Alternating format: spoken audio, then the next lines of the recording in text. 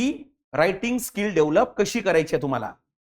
राज्यसेवा डिस्क्रिप्टिव्हचं नावच राज्यसेवा काय डिस्क्रिप्टिव्ह आहे, बरोबर नाही का. याच्यामध्ये जे नव्यानं तयारी करणारे पोरं आहेत त्यांनी पहिल्यांदा क्लासेस वगैरे आपण नंतर घेऊ. क्लासेस सोबत सोबत क्लासेस चालू आहे तुमचं, अभ्यासक्रम अपलोडिंग चालू आहे तुमचं, अपलोडिंग म्हणजे रीडिंग चालू आहे सगळं, ते एक बाजू आहे. म्हणजे बघा, जरी समजा उदाहरणार्थ तू कंबाईनची तयारी केली असती तरी तू सिलेबस अभ्यासला असता, राज्याच्या ऑब्जेक्टिव्हची तयारी केली असती तरी सिलेबस अभ्यासला असता, एक तर स्वतः केलं असतं किंवा क्लास केला असता. हे गुन्ह्या गोविंदांना चालू दे तुझं. फक्त आता काय, इथं जीवनाचा एक तुला काही करून रोज रोज 45 ते लक्षात ठेवायचं 65-70 मिनिटं काढायची आहे रोज. मी पुन्हा सांगतो, याच्यावर हे अवलंबून आहे.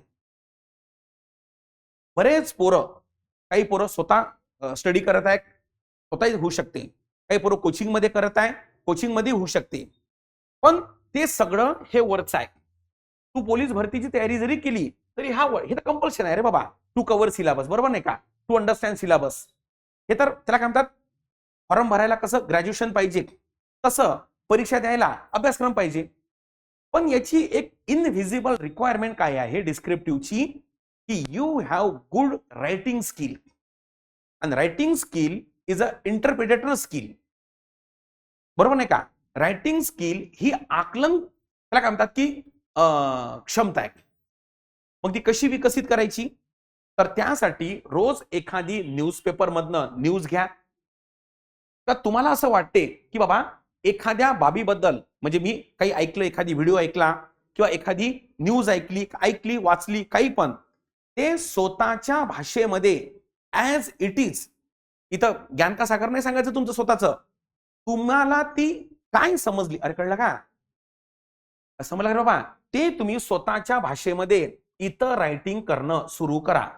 सुरुवातीला 5 ओळीमध्ये लिहा, मग 7 ओळीमध्ये लिहा.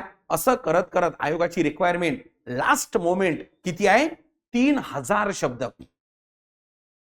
किती, 3000. आणि एका दिवशी तुम्हाला लिहायचे आहे 6000. सकाळी एक पेपर, संध्याकाळी एक पेपर, बरोबर ना, 1 डे, बरोबर. तर हे आकलन क्षमता विकसित होते, पण त्यासाठी हे तुम्हाला तपश्चर्या करणं अत्यंत गरजेचं आहे. 2 दिवस क्लासला नाही आला तरी तू चालते, सिलेबस नाही केला तरी चालते, पण मात्र हे जे गोष्ट आहे रायटिंग स्किलची, ही रोज करावी लागेल.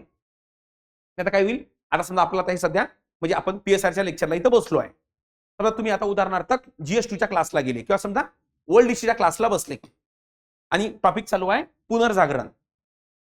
तर पुनर्जागरण जे शिकवणार ते तुम्हाला समजणार, म्हणजे याचा अर्थ काय झाला, याचा अर्थ तुम्हाला अंडरस्टँड झालं.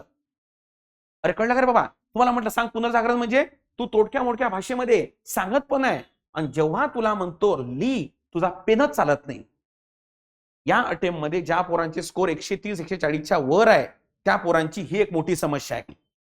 जुन्या सिलेबस आणि नवीन सिलेबसला जर कम्पेअर करतो एकामेकासोबत म्हटलं, तर त्यामध्ये मोजका सिलेबस हा वेगळा आहे. त्यामध्ये एक आहे वैकल्पिक विषय, एक आहे इथिक्स, बरोबर. बाकी मिळता जुळता म्हणजे कळलं ना, असं नाही ना अचानक त्याला काय म्हणतात की मेकअप कसा करावा आणि कोणतं कशामध्ये मिक्स करावं, हा सिलेबस टाकला आयोगानं.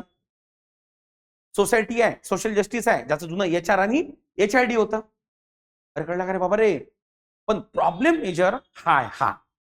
म्हणून यासाठी एकच उपाय आहे. स्टेप नंबर 1, एखादी व्हिडिओ ऐका, एखादी न्यूजपेपर, माझ्या मतानुसार न्यूजपेपर वाचा. न्यूजपेपर मध्ये कामाचं बिनकामाचं सोडून द्या. माझं म्हणणं आहे सगळं वाचा, कमीत कमी तुझी वाचन क्षमता तर वाढेल ना बाबा, जी डायरेक्ट थंडीच पडलेली आहे. वाचन क्षमता ज्याची स्ट्रॉंग असते त्याची ऑटोमॅटिक आकलन क्षमता स्ट्रॉंग असते, आणि ज्याची दोन्ही क्षमता स्ट्रॉंग असते त्याची रायटिंग क्षमता सुद्धा स्ट्रॉंग असते. शेवटी एक्झाम ही लिखाणाची आहे, समजलं. म्हणून रोज त्याला काय म्हणतात की तुम्ही हे लिखाण करा रोज. आणि जे लोक आता पूर्व परीक्षेला आहे त्यांनी 2-3 दिवसामधनं स्वतःच डेमो टेस्ट घ्या.